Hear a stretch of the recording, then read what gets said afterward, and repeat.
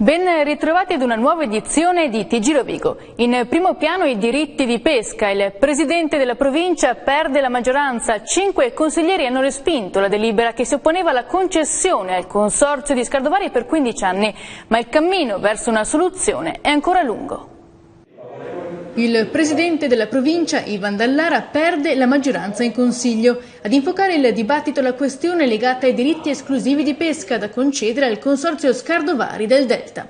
Cozze e vongole per un giro d'affari da oltre 60 milioni di euro, un comparto che dà lavoro a 1.500 addetti. Il tempo scorre ed il 31 dicembre scade la proroga.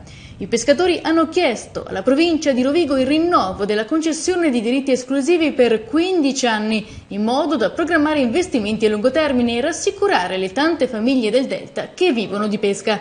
Per il presidente Ivan Dallara non è possibile concedere il titolo per un periodo così prolungato perché non rispetterebbe la legge ed ha proposto in consiglio una proroga temporanea di 1 anno, in attesa che sia fatta chiarezza sul quadro normativo. Ma l'idea non è piaciuta alla sua maggioranza, che ha votato contro il diniego della richiesta di affidamento al consorzio per 15 anni, bocciando di conseguenza il secondo punto all'ordine del giorno, ossia la concessione per 1 anno. Una rottura marcata dalle parole del vicepresidente Francesco Siviero, che ha comunicato che rinuncerà al ruolo di vicepresidente della provincia. In sostanza, ora si dovrà ritornare in aula. È il primo caso d'Italia, questo qui, fuori dalle concessioni marittime. Io non ho mai parlato di bando, proprio nel modo più assoluto, però non hanno voluto avere fiducia di me e allora provvederanno degli altri, insomma. E non mi dimetto perché poi è vero che è una bocciatura, però però adesso la legge del Rio non mi sfiducia, anche se mi sfiduciano e io resto. Una sessantina di pescatori del Loggione e della Sala intanto applaudono, per loro c'è ancora speranza. La polemica gira intorno all'interpretazione del parere dell'Avvocatura di Stato, che al quesito posto dal prefetto Maddalena De Luca per ottenere 15 anni aveva risposto sì. Un sì che per alcuni è valido anche per le acque interne, per altri solo per il demanio marittimo e quindi non valido per il caso del Polesine.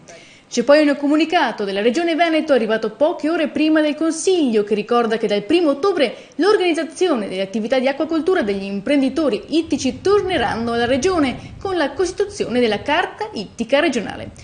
Per il sindaco di Porto Tolle e consigliere Pizzoli sono procedure e prassi che richiedono tempi lunghi, mentre bisognerebbe garantire il lavoro ai pescatori subito. È un passo avanti fondamentale perché comunque la richiesta del diniego avrebbe comunque tagliato le gambe alla possibilità di avere 15 anni, oggi si ragiona già su qualcosa di diverso che potrebbe essere anche un provvedimento magari non di 15 anni ma di un 5 anni diretto, un 5 più 5, io tengo la barra dritta, per me sono i 15 anni. Sono dalla sua parte Siviero, Mantovan, Martello e Mazzucato, astenuti la Ruccia e Paparella, a votare sì Toso ed il presidente Dallara. La Regione nel frattempo aprirà un tavolo di confronto in vista della redazione della Carta Ittica. I pescatori intanto scenderanno in piazza martedì 3 settembre.